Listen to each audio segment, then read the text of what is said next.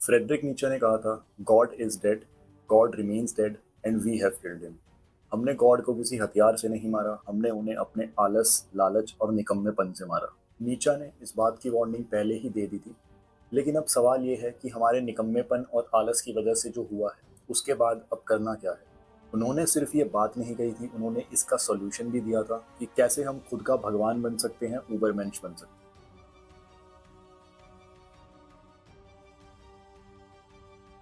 नीचा ने ये चीज़ पहले ही प्रेडिक्ट कर ली थी कि अगर भगवान के अलावा किसी दूसरी हायर पावर में अगर इंसान बिलीव करने लगेगा तो सोसाइटी बर्बाद हो जाएगी, क्योंकि गॉड ही वो हायर पावर है जो सोसाइटी में अच्छाई मेंटेन करके रखती है। यही चीज़ मैं आपको आपकी लाइफ के एग्जाम्पल से बता सकता हूँ।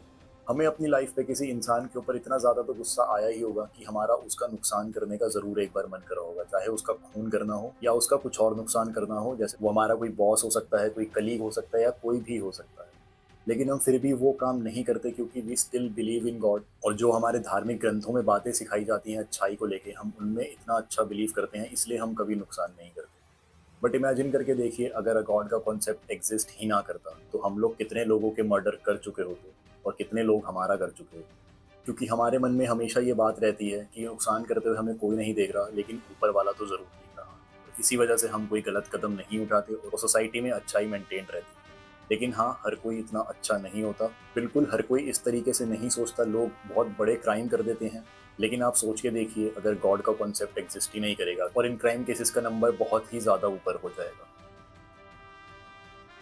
हमने गॉड को तभी खत्म कर दिया था जब हमने पैसा, सक्सेस, फेम और अटेंशन को ज़्यादा वैल्यू देना शुरू कर दी थी गॉड से। और यही चीज़ आजकल की सोसाइटी में काफ़ी ज़्यादा देखने को मिलती है। अगर आजकल के समाज की बात करूँ तो हमारी जनरेशन में लोगों के पास लाइफ में कोई मीनिंग नहीं है, कोई पर्पस नहीं है।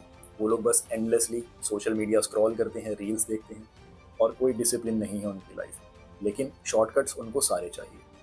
ये वही जनरेशन है जिसे भगवान श्री राम जैसा महान तो बनना है, लेकिन वनवास जाके कष्ट नहीं भोगना, कठिनाइयों का सामना नहीं करना, स्ट्रगल नहीं करना, लेकिन उन्हें एंड रिजल्ट चाहिए जो है भगवान श्री राम जैसी महानता।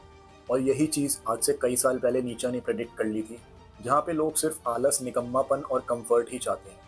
नीचा ने हमें किसी अंधेरे में नहीं छोड़ा, उन्होंने इस बात का सॉल्यूशन भी दिया कि गॉड के जाने के बाद हम कैसे अपना हायर सेल्फ बन सकते हैं, अपना खुद का भगवान बन सकते हैं, जिसे वो उबरमेंश कहते हैं। इसका ट्रांसलेशन है ओवरमैन या फिर सुपरमैन।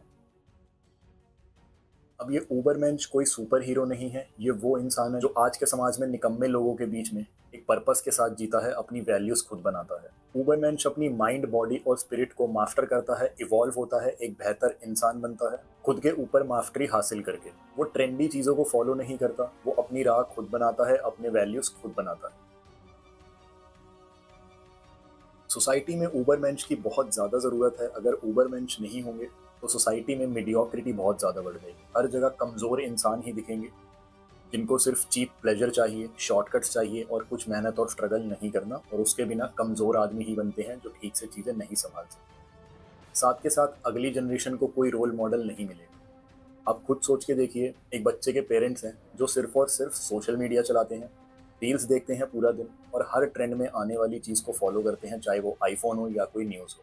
हमारी लाइफ में हमेशा इंस्पिरेशन वही लोग होते हैं जो खुद की राह बनाते हैं, खुद की वैल्यूज़ बनाते हैं, स्ट्रगल करके दुनिया से अगेंस्ट जाते हैं। चाहे आप हमारे धार्मिक ग्रंथों को देख लीजिए, चाहे आप सुपर हीरो मूवीज़ देख लीजिए, इन दोनों में ही एक चीज़ कॉमन है, हमारा मेन कैरेक्टर स्ट्रगल से होके गुजरता है और एक वो बहुत मुश्किल चीज़ का सामना करके आगे चल के बहुत ग्रेट बनता है।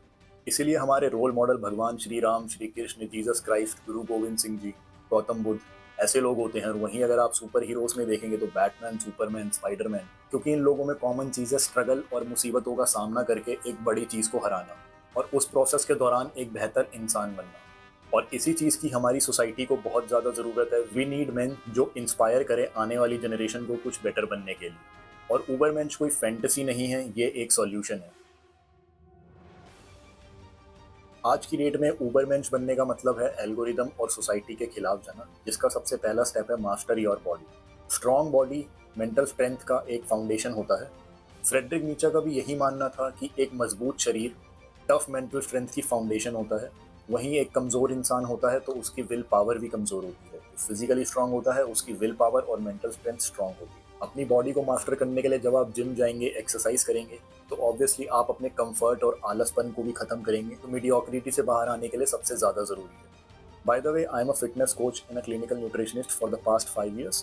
और मेरा एक यूट्यूब चैनल भी है जिसमें मैं फिटनेस कंटेंट अपलोड करता रहता हूँ। So if you are interested in that, you can subscribe to that channel. सुपरमेंश बनने का अगला स्टेप आता है मास्टर योर माइंड। अब माइंड को मास्टर करने के लिए आप रीड करो, रिफ्लेक्ट करो जो आपने पढ़ा, उसके बारे में इंडिपेंडेंटली सोचो और समझदार बनो। चीज़ों को क्वेश्चन करना सीखो, तभी आप अपने माइंड को मास्टर कर पाएंगे। अब मॉडर्न वर्ल्ड में हम लोग सोशल मीडिया इतना ज़्यादा देखते हैं कि हम किसी चीज़ को क्वेश्चन नहीं करते और इंडिपेंडेंटली नहीं सोचते। हमारे जो ओपिनियंस हैं वो हमारे खुद के नहीं हैं, वो किसी इंस्टाग्राम इन्फ्लुएंसर या यूट्यूब चैनल क्रिएटर के ही होते हैं। तो इसीलिए हर चीज़ को क्वेश्चन करना शुरू कीजिए, इंडिपेंडेंटली सोचना शुरू कीजिए। तीसरा स्टेप है बिल्ड डिसिप्लिन। तुम्हें अपने नियम बनाने हैं जिनको फॉलो करना है, एंड यू विल नोटिस कि आप में बहुत ज़्यादा बदलाव आ गए हैं कुछ ही महीनों में। आप एक कंप्लीटली डिफरेंट इंसान बन जाएंगे जब आप डिसिप्लिन के साथ हर चीज़ को फॉलो करेंगे। आप जिम जाएंगे, आप रीड करेंगे, आप सोचना शुरू करेंगे, क्वेश्चन करेंगे, रिफ्लेक्ट बैक करेंगे। इन सब के प्रोसेस में आप एक बेहतर और एक कंप्लीटली डिफरेंट इंसान बनते हैं। अब चौथी सबसे मुश्किल चीज़ है वो है एम्ब्रेस सॉलिट्यूड। सॉलिट्यूड का मतलब है यहाँ पे अकेलापन। उबरमेंश आप भीड़ में नहीं बनेंगे, आपको अकेले रह के खुद के साथ टाइम स्पेंड करना पड़ेगा।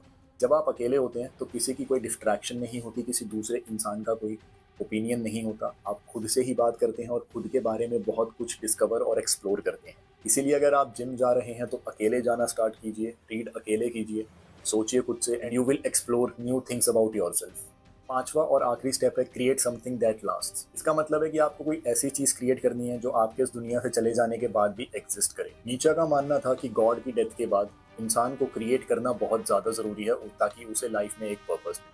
अब क्रिएट करने के लिए आप एक बिजनेस बिल्ड कर सकते हैं, फिलॉसफी बिल्ड कर सकते हैं, कोई आर्ट, अपनी कोई टीचिंग जो आप लोगों को आगे पास ऑन करेंगे, जिससे आपकी एक लेगेसी क्रिएट होगी, and this thing will carry forward even after you are not here. तो ये थे नीचे के सॉल्यूशन उबरमेंश बनने के, खुद का भगवान बनने के। अब सवाल ये है कि क्या आप ये सब करने के लिए रेडी हैं? तो ये था आज का वीडियो, एंड आई होप आपको ये वीडियो अच्छा लगा होगा, इससे आपको कुछ सीखने को मिला होगा, और मैं मिलता हूँ आप लोगों से अपने अगले वीडियो में।